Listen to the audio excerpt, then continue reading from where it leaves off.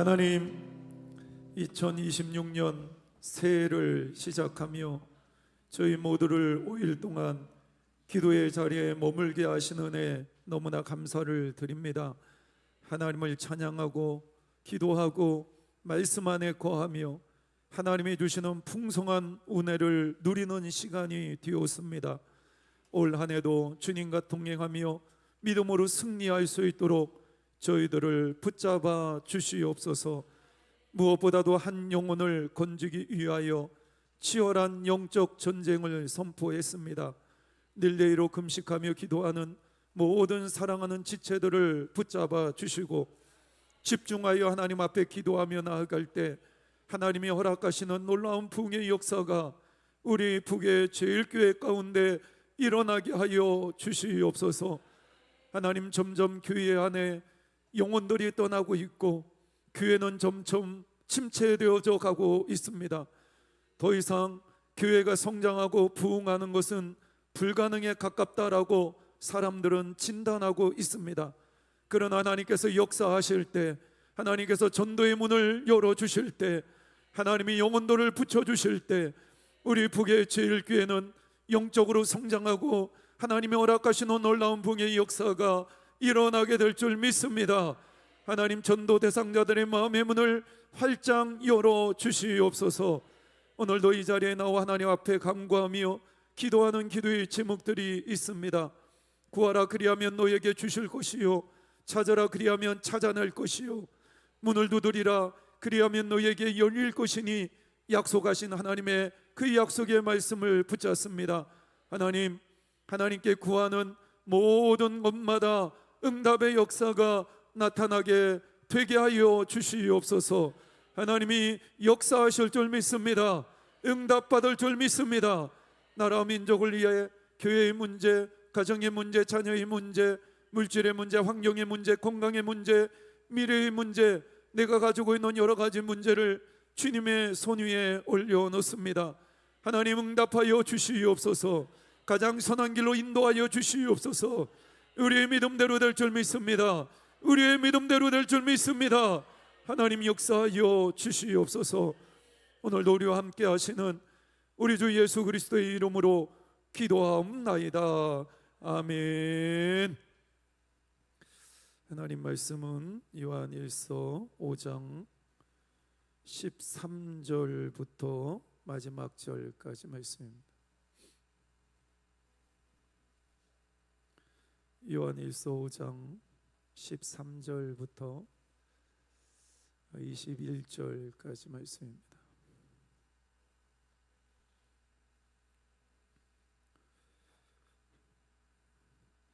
내가 하나님의 아들의 이름을 믿는 너에게 이것을 쓰는 것은 너희로 하여금 너에게 영생이 있음을 알게 하려 함이라.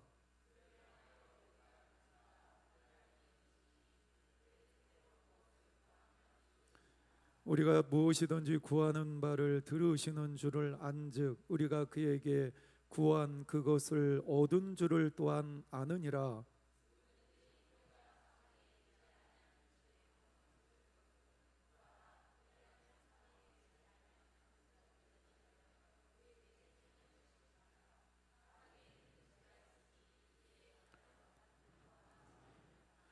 모든 불의가 죄로 돼 사망에 이르지 아니하는 죄도 있도다.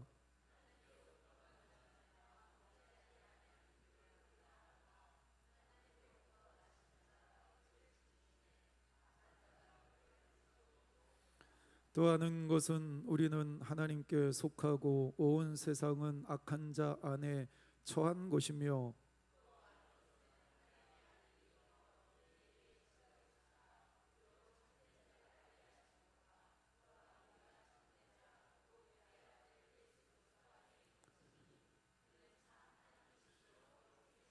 함께 읽겠습니다. 자녀들아, 너희 자신을 지켜 우상에게서 멀리하라. 아멘.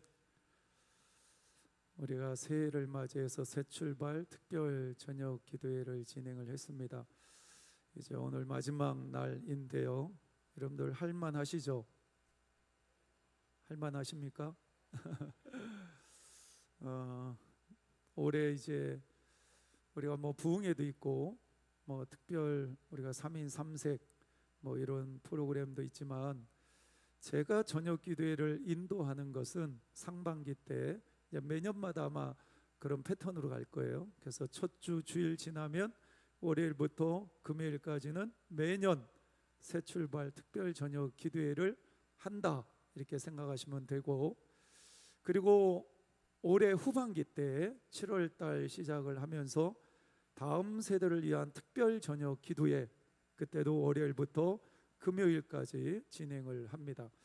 그때는 월요일은 우리 유치부 아이들이 나와서 특송을 하고, 그리고 유치부를 위해서 집중적으로 기도하는 시간을 갖고요.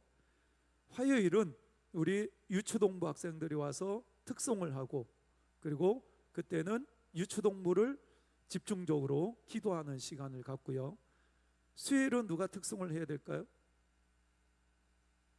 중고동부 학생들이 와서 특송을 하고, 그날은 또 중고동부를 위해서 집중적으로 기도하고, 그럼 목요일은 또 누가 특송을 해야 되죠? 청년들이 저녁 때 와서 특송을 하고 집중적으로 기도하고, 그 다음에 금요일은 우리 사랑하는 자녀들을 위해서 집중적으로 기도하는 그러한 시간을 가지려고 합니다.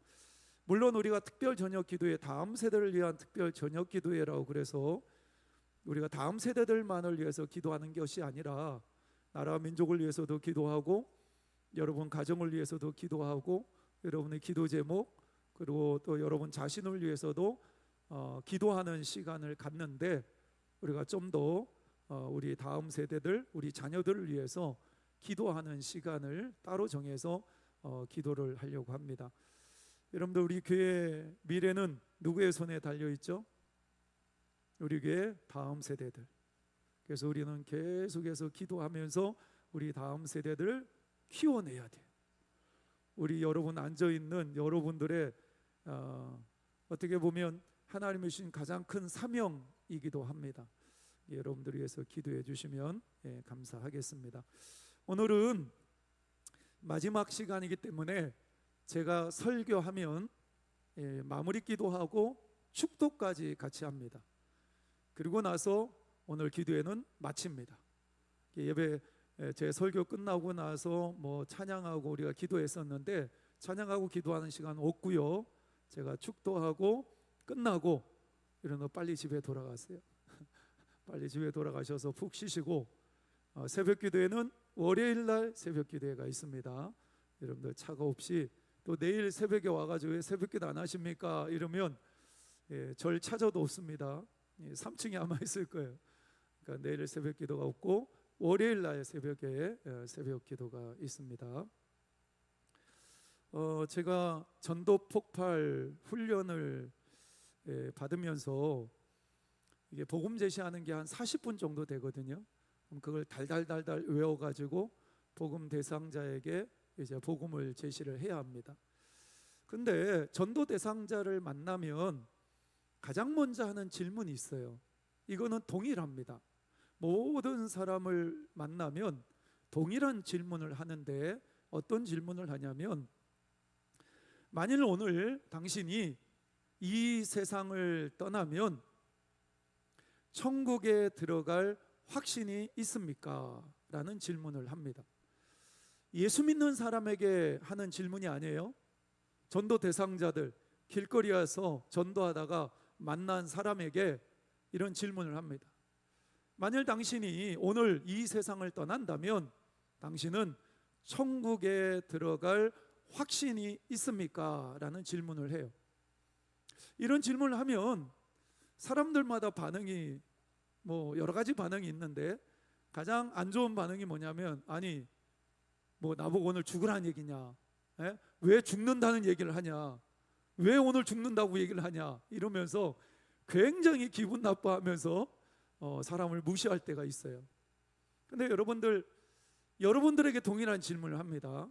만약에 오늘 하나님이 나를 부르신다면, 오늘 이 세상을 떠난다면 여러분들은 천국에 들어갈 확신이 있으십니까?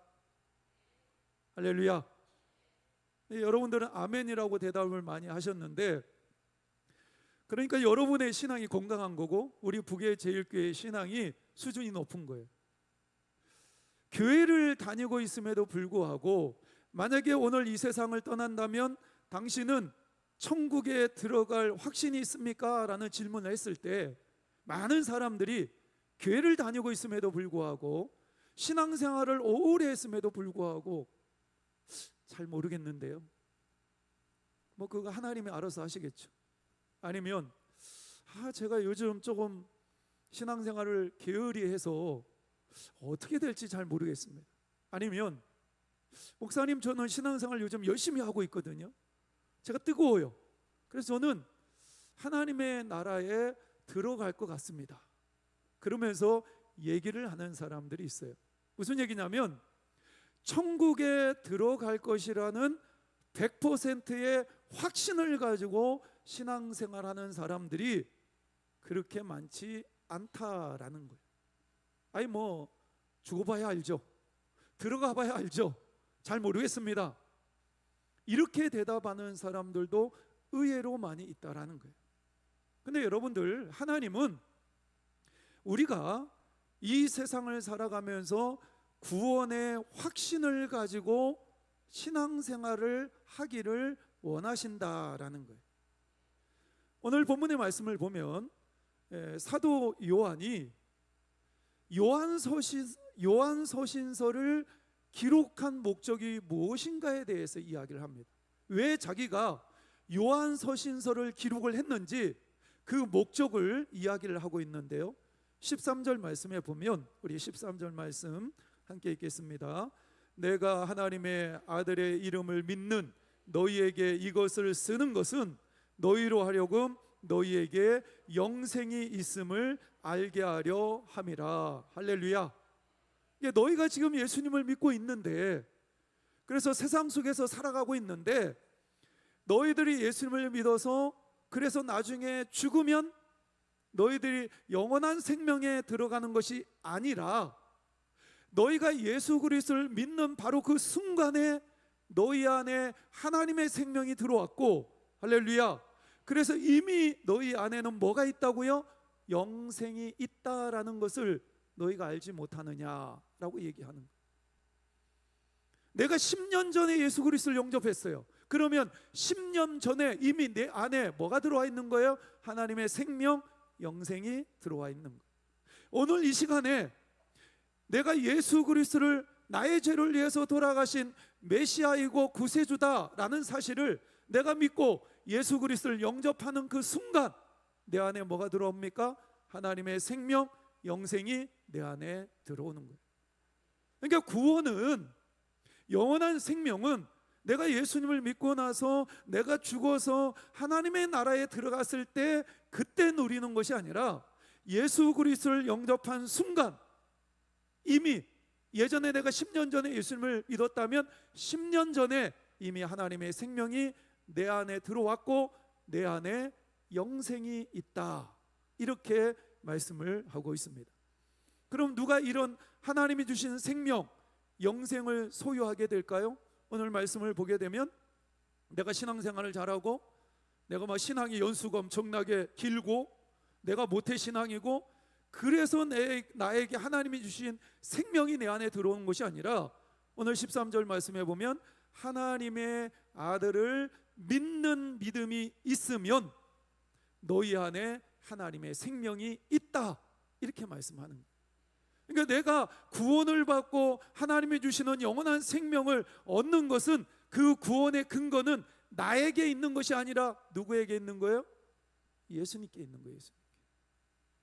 내가 신앙생활을 오래 했고 내가 열심히 신앙생활하고 열심히 봉사하고 그러기 때문에 내가 구원을 받는 것이 아니라, 내가 예수 그리스도를 믿는 순간 나는 구원받았고 내 안에 이미 하나님의 생명, 영생이 들어왔다, 이것을 믿어라, 이렇게 하나님은 말씀하고 있습니다.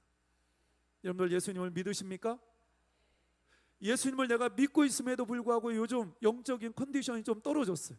기도도 잘 안 하는 것 같고 예전에 열심은 사라진 것 같고, 그래서 내가 이런 상태에서 구원을 받을 수 있을까? 그거와는 전혀 상관없다. 내가 예수님을 믿으면 나는 이미 구원받았고 내 안에 뭐가 들어와 있다고요? 하나님의 생명, 영생이 들어왔다. 이것을 확신하면서 살아라. 이렇게 사도 요한이 권면을 하고 있습니다.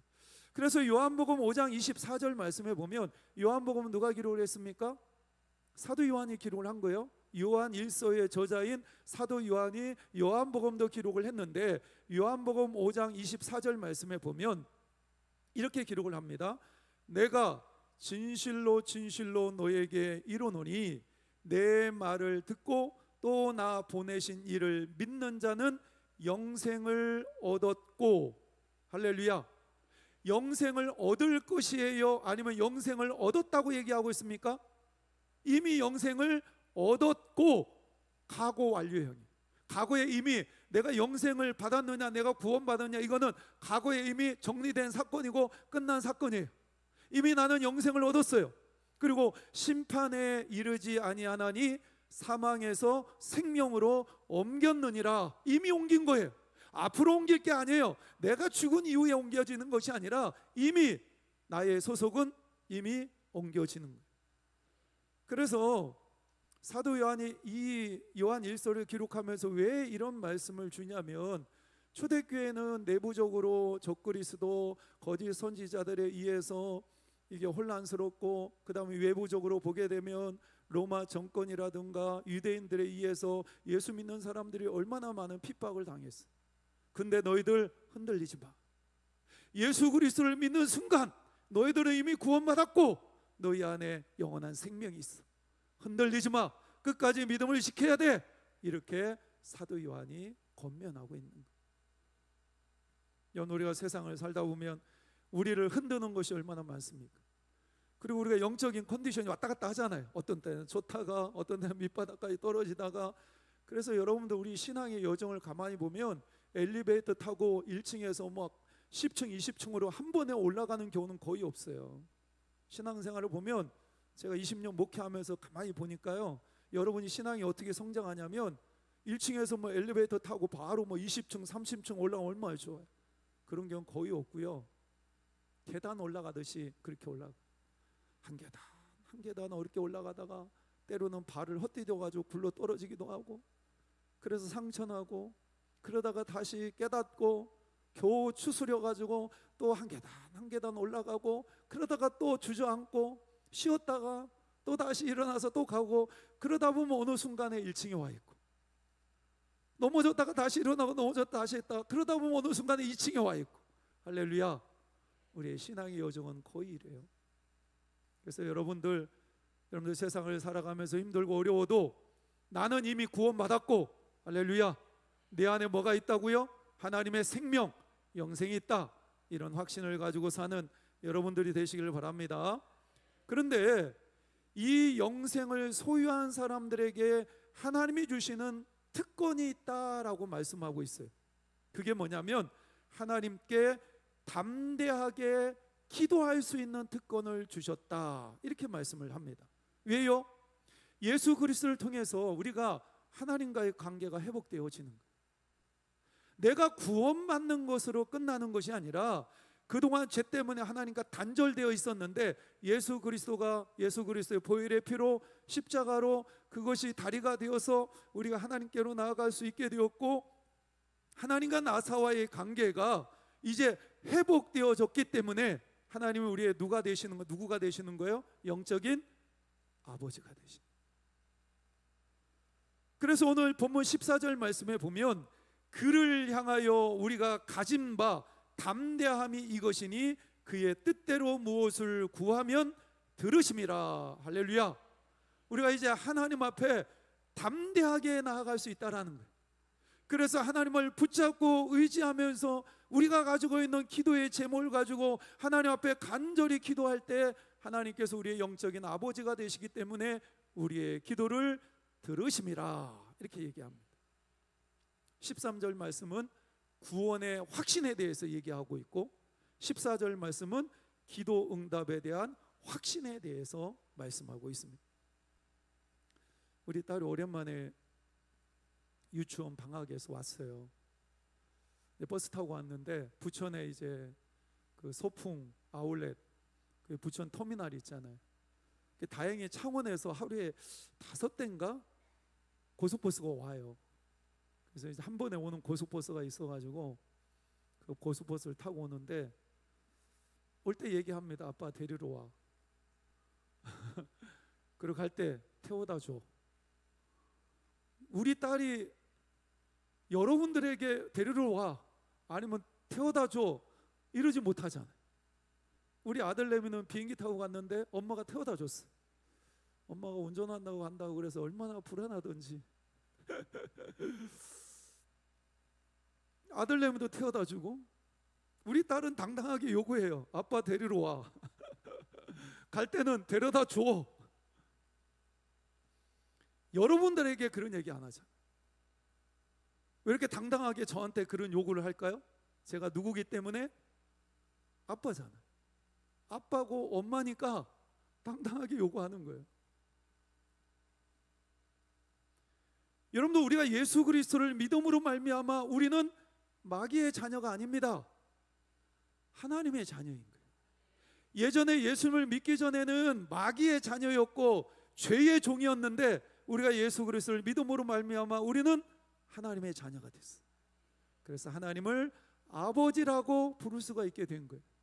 그래서 오늘 말씀에서 그래 너희들이 나의 자녀가 됐고 내가 너희들이 아버지가 되었으니까 이제 담대하게 나에게 와서 기도해라. 그러면 내가 듣겠다라고 말씀하고 계십니다. 저는요 이 말씀이 너무나 좋아요. 저는 아버지가 계셨지만 아버지가 아버지 역할을 제대로 못하셨거든요. 너무나 가난해가지고 아버지는 맨날 바깥으로 돌아다니면서 혼자 벌어서 혼자 쓰시고 어머님은 시골에서 논 한 평 없고 땅 뭐 밭 한 평 없는데 남자만 아들만 넷이에요. 제가 장남이고 아들 넷을 키우려고 하니까 어머니 얼마나 힘드세요. 그래서 그냥 여러분들 하루 어디 가서 일해주고 돈 벌면 그거 가지고 하루 이제 버티고.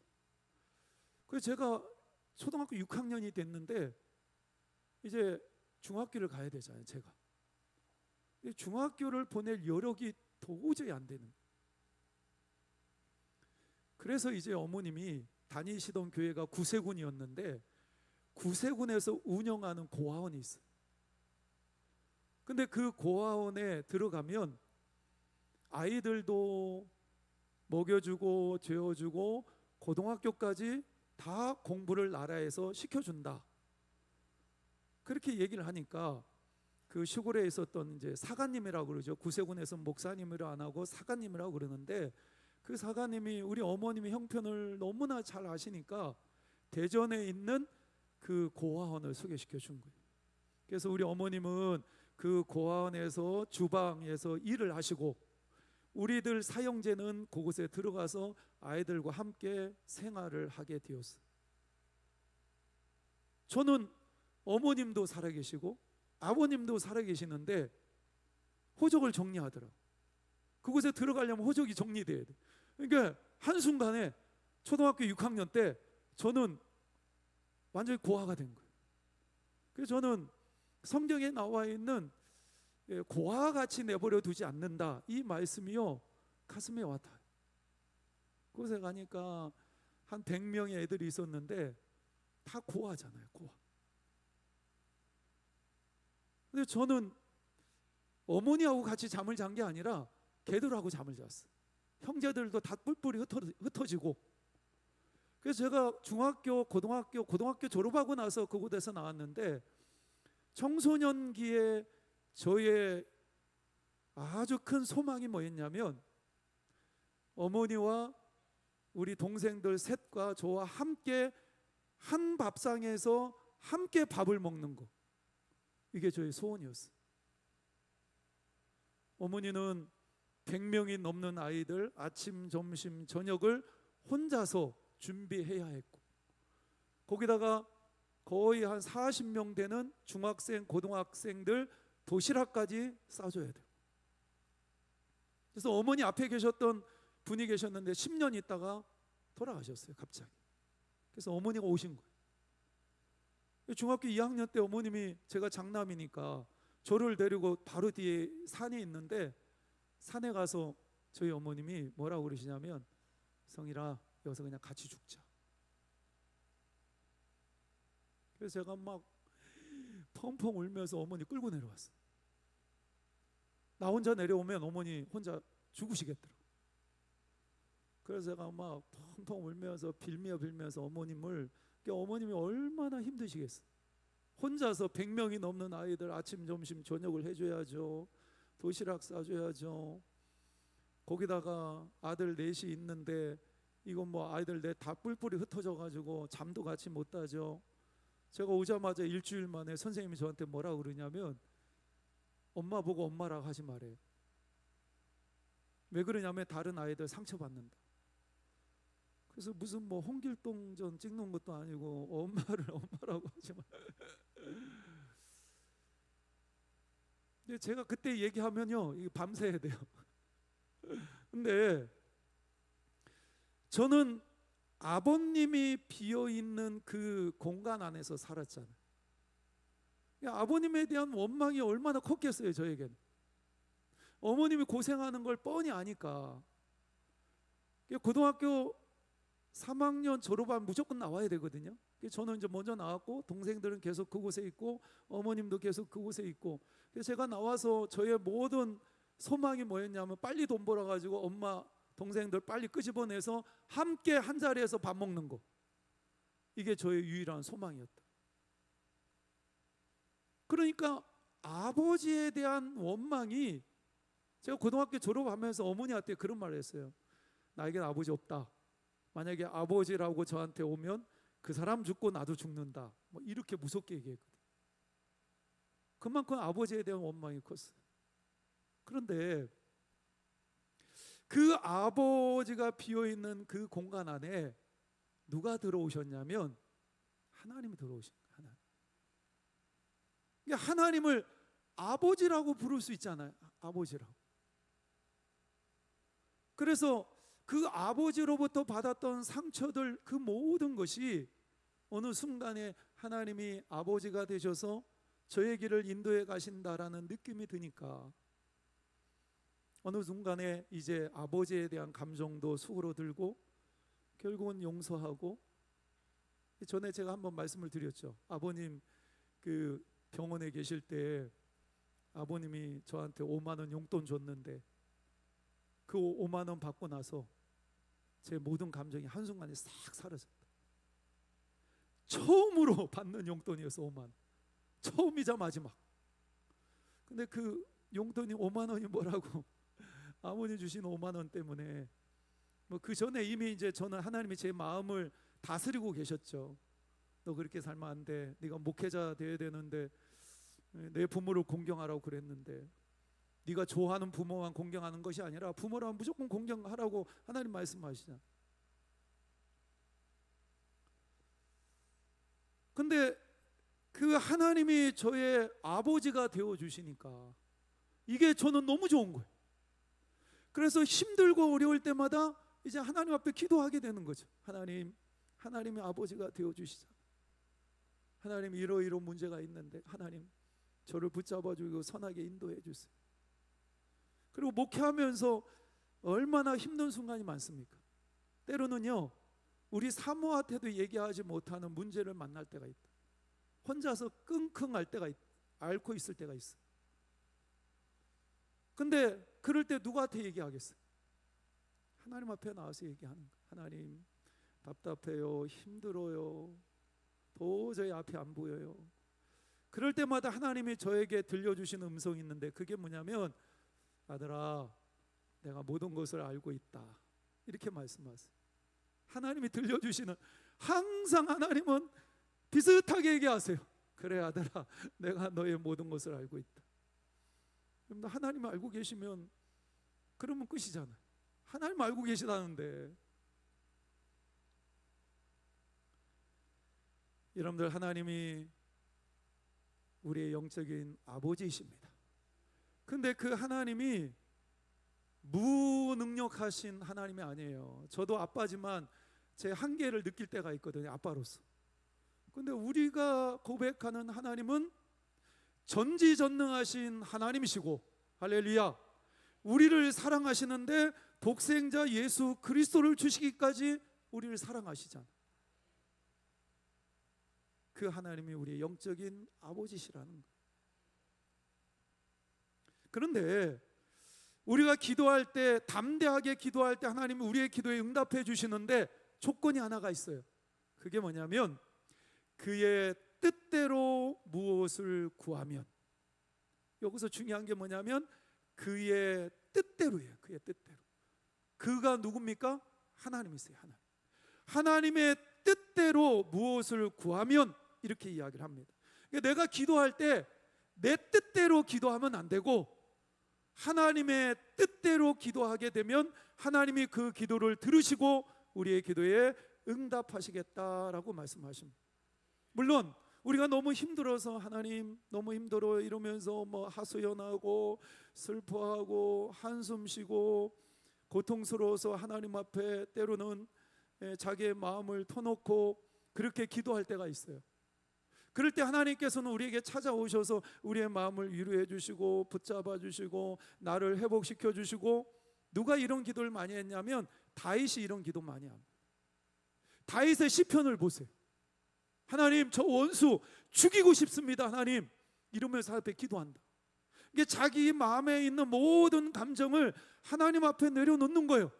그리고 하나님 앞에 자기의 마음을 쏟아놓으면서 기도하니까 그 마음을 누가 어루만져 주시는 거예요? 하나님이 어루만져 주시는. 그러면서 치유되고 회복되어지고 온전케 되어지는 거예요.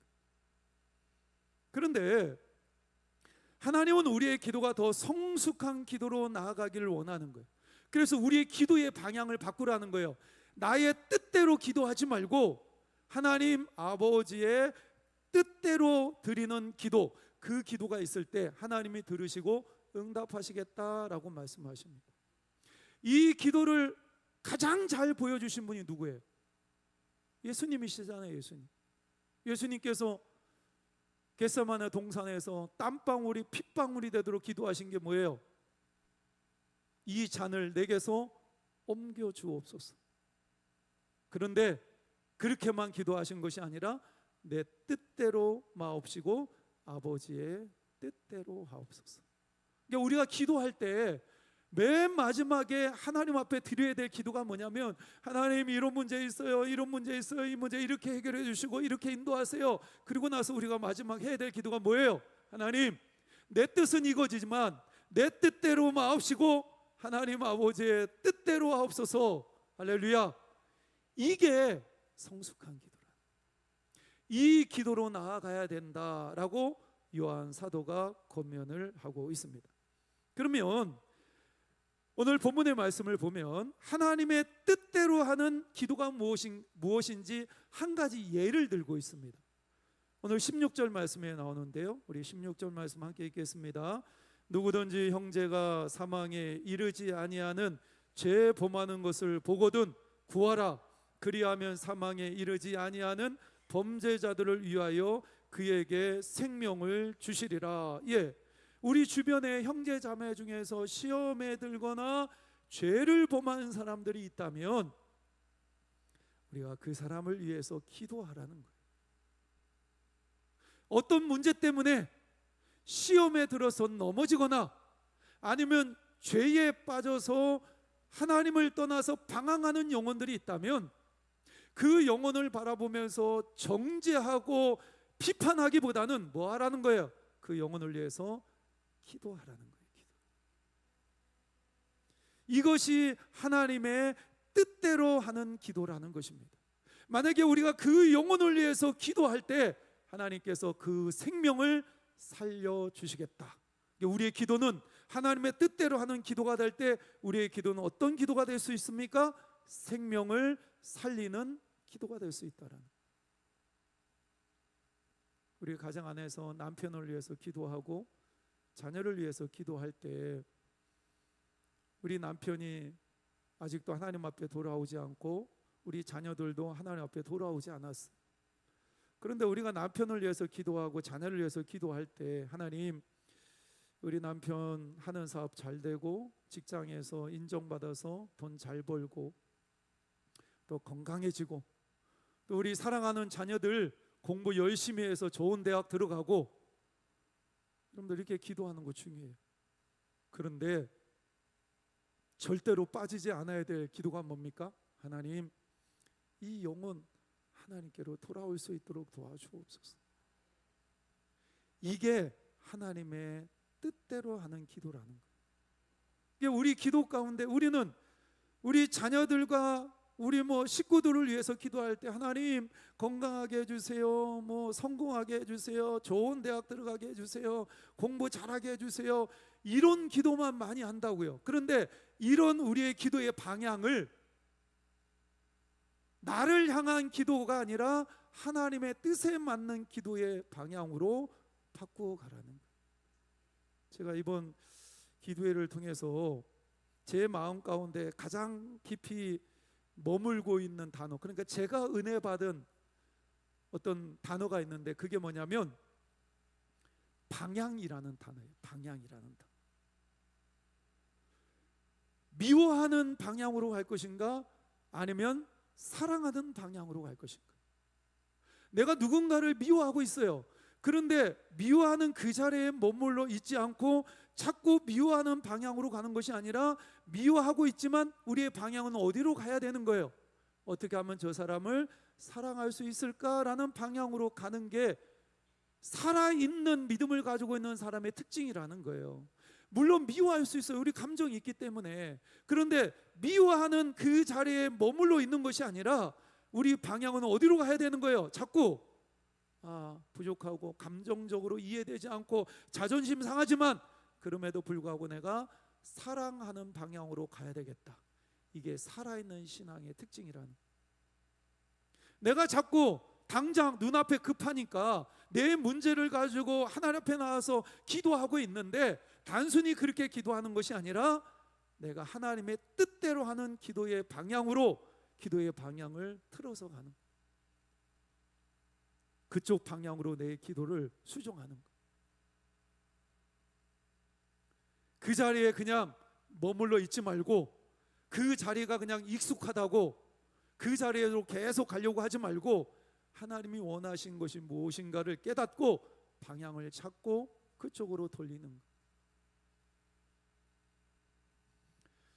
결론적으로 사도 요한은 하나님으로부터 난 자가 가지고 있는 특징 세 가지를 이야기합니다. 첫 번째 특징이 뭐냐면 내가 구원받았다면, 내 안에 하나님의 생명이 있다면 우리의 삶 가운데 나타나는 특징이 세 가지가 있어요. 첫 번째가 뭐냐면 죄에 머물러 있지 않는다라는 거예요. 죄에 머물러 있지 않아.